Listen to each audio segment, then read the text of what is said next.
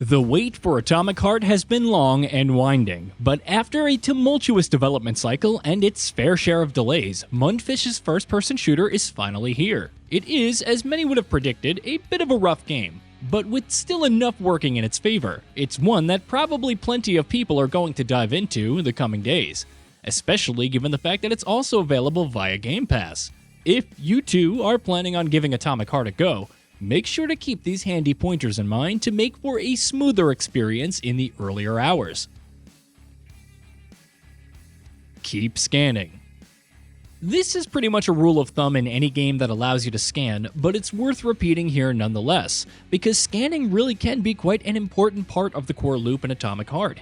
You get access to the ability to scan pretty early on in the game, and doing so highlights essentially anything and everything of interest in your vicinity, including loot, NPCs, objects that you can interact with, nearby enemies, and even puzzle solutions. As such, anytime you enter a new room or environment, it's a good idea to scan your surroundings for a handful of seconds, just to take stock of what you got and where you are and what could be useful around you.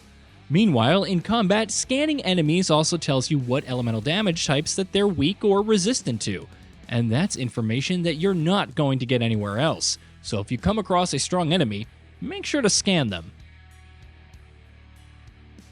Skills. How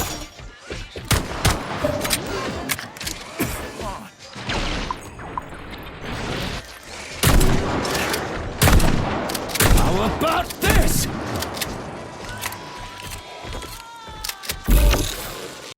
Atomic Heart combines its first-person shooting action with elemental attacks, and while you do get a variety of these abilities throughout the course of the game, you should hone in on one or two of them as your priorities pretty early on.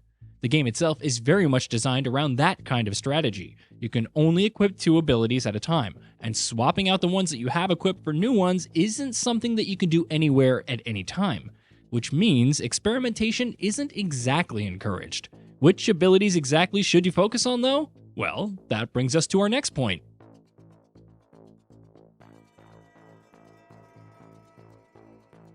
Frostbite. Combat in Atomic Heart can be quite hectic, and more than a few times you'll find yourself being swarmed by scores upon scores of enemies. As such, crowd management should ideally be a central part of your strategy at all times, which, in turn, means that abilities that enable that are far more useful than the ones that don't. Frostbite is perfect for that kind of an approach. As its name suggests, Frostbite allows you to shoot out streams of pure ice to temporarily freeze enemies in place and, once upgraded, deal damage during that short window as well. When you're surrounded by particularly aggressive mobs, freezing enemies solid and being able to focus your attention on other targets can be quite useful. Polymeric Jet.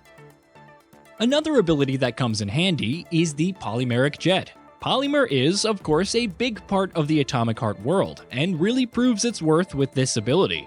Using Polymeric Jet, you're able to spray enemies with a polymer goo, and once they're coated with it, they effectively become double susceptible to any and all elemental damage types that you hit them with next.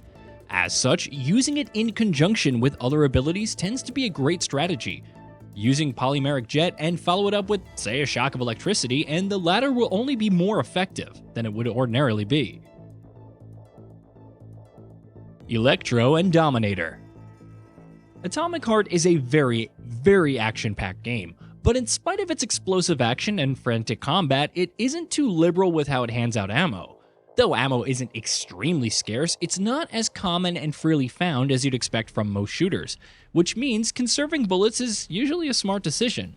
That, incidentally, is exactly why certain weapons that don't use ammunition and instead run on energy drawn from your suit are so useful. The ELECTRO pistol is one of them, and even more devastating is the DOMINATOR, which is a heavy pulse weapon. When you're using energy-based weapons though, do remember to wait for them to charge back up in between combat encounters. Energy Meter. For the reasons we just talked about, energy is quite an important resource in Atomic Heart, and though it recharges over time, it's still not exactly an infinite pool. So how exactly do you ensure that your energy meter runs out as infrequently as possible? Well, there's a few ways to do that. For starters, you should definitely be prioritizing energy in your skill upgrades. given how much you'll likely be relying on energy-based weapons. It's also worth keeping in mind that you restore additional energy for every melee hit you land, so when you get the chance, get up close and personal with enemies and whack away. Cameras.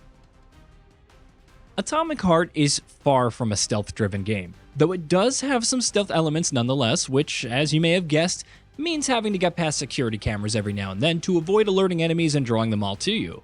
And though you may be tempted to just destroy them as soon as you see them, that's actually something of a waste of time in this game. Why? Because as soon as you do that, enemy drones come flying in and start making repairs, and if you try and destroy the drones, more of them just keep on coming. It's far better to come up with other ways to avoid cameras, such as using shock on them to render them temporarily useless and running past them while they're down. Killing enemies. One of Atomic Heart's weirdest choices is that out in the open world, there isn't much point to trying to take out all enemies that you come across. This isn't necessarily the case in the dungeons, but in the open world, much like the aforementioned cameras, the enemy robots that you destroy more often than not end up getting repaired by drones, and yes, the drones are effectively endless waves, so there's no point wasting your time, ammo, or energy on trying to take them all out. It's much better to just let go of your urge to take out every single enemy in sight and just be on your way to the next objective.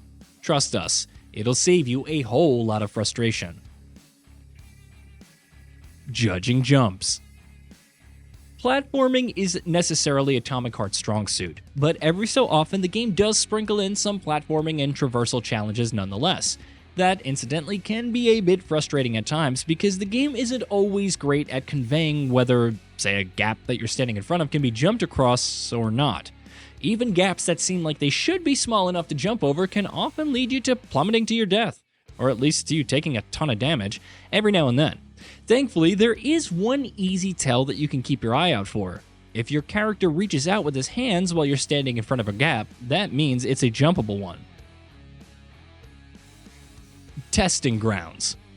Atomic Heart's open world has several optional dungeons scattered about the place called testing grounds, and while some may be tempted to skip these as they make their way through the critical path, we'd recommend not doing that.